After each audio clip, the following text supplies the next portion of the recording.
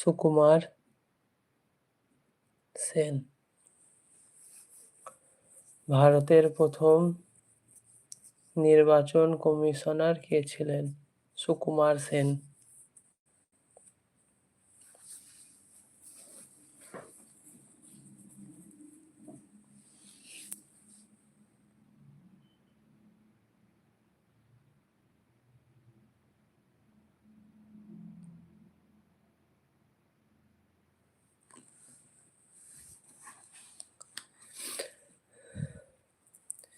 এখানে 4টি প্রশ্ন সাধারণ জ্ঞান।